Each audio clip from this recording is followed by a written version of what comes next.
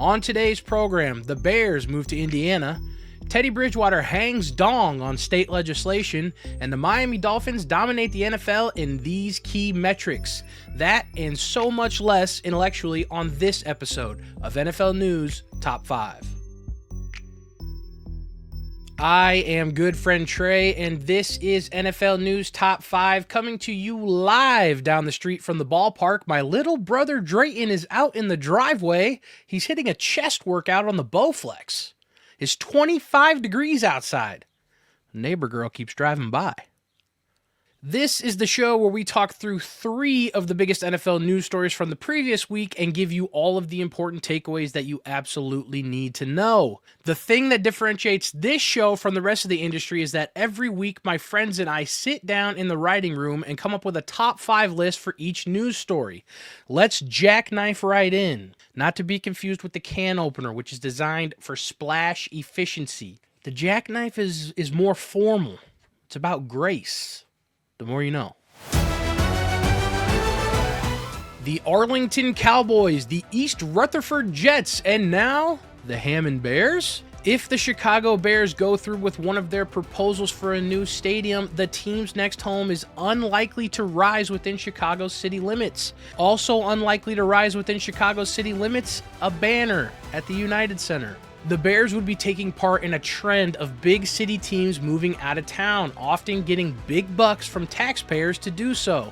Academics warn that politicians often understate the cost and overstate the benefits of such projects. Other notorious examples of overspending and underdelivering include Gavin Newsom's multi-billion-dollar investment in California's high-speed rail project, every Trump casino ever, and your niece, who got her master's in ceramics.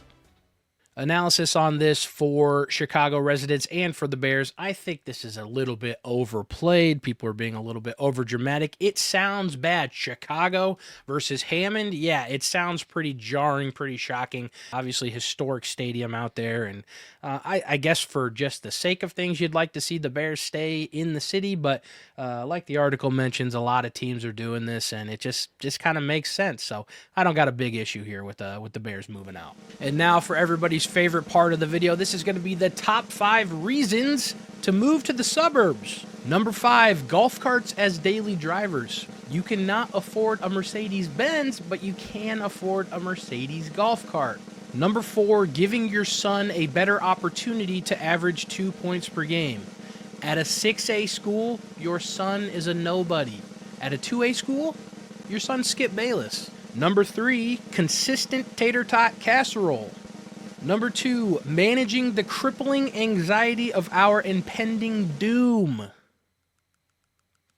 And without further ado, the number 1 reason to move to the suburbs is that one bar. Everybody knows what I'm talking about here. No DJ booth, no live music, no crap. It's cheap beers, dartboard, maybe a couple slot machines in the corner, and the food gets the job done. The people are great. We all love that one bar. Following Teddy Bridgewater's suspension from his high school coaching duties for spending $700 a week on Uber rides for his players, the Florida Senate passed a bill that would make this infraction legal. Teddy Bridgewater was named Florida Dairy Farmers Coach of the Year in 2024, the runner-up allotting a whopping $2,000 a week to alligator skin cleats, Everglades High head coach T-Boo Dugas. That boy clean, man. No, for real. I'm protective, and I'm a father first before anything, Bridgewater said last season upon signing with the Bucs. And when I decided to coach, those players became my sons. Fathering double-digit children while pursuing an NFL career may seem like a tough task, but we've seen it before. This year, Phillip Rivers, father of 10, started in the playoffs for the Colts. All-pro cornerback and father of 14, Antonio Cromartie played 9 seasons in the NFL. And former Dolphins wide receiver Tyreek Hill is on pace to surpass Bridgewater's entire 69-man roster of children if he can manage to play just 2 more seasons in the NFL.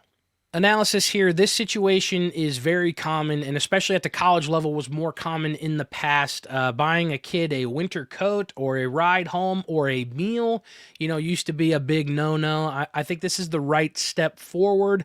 Obviously, people are concerned about the slippery slope, and when does this turn into high school players getting $100,000, $200,000, $300,000 to play, for a high school, and that is a concern. I think it's a valid concern, but we want to make sure these kids are taken care of first. I think that's what Florida's trying to do here. You have to report everything that you're doing per the article. So I think this is a step in the right direction, and I'm always on the side of let's help the folks that need help, and if a couple people take advantage, that sucks, but at least the people who need the help are getting the help. And that brings us to our second list of the video, the top 5 laws we should introduce in 2026. Let's start with law number 5, the Al Michaels Law.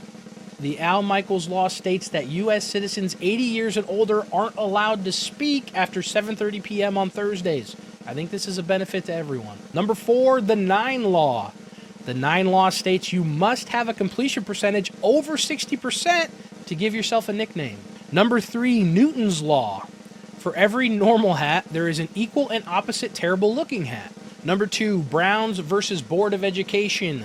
This law states you must have an IQ over 80 to work in the Browns front office. It's reported that 31 NFL teams plan to shoot this bill down. And the number 1 law we should introduce in 2026 is the Atlanta Falcons Law. This law states that any team that blows a 25-point lead or higher in the Super Bowl must donate $1 million to the American Heart Association's Adult Choking Prevention Fund. And on that note, my writing partner is fired.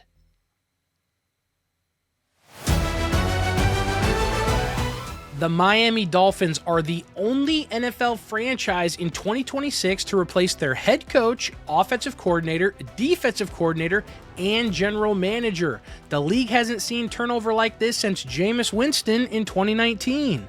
That's a W. Let's eat one. Let's eat one. That's a W. Whether or not the change in Miami yields wins sooner rather than later is yet to be determined. Or is it? I think I got my swagger back. Analysis here on the Dolphins situation. It's more of a heart over head kind of take, and I just think that Mike McDaniel maybe didn't have the proper grasp on this locker room, and I think that it just had run its course, and they weren't going to be able to figure it out. They had some wild personalities on that team, with the Tyreek drama, and I don't know. I just think that everybody's splitting ways, and the total reset is probably best for everyone involved. I will say this. But let me just say this. We just watched Sam Darnold go to the Seahawks and win a Super Bowl.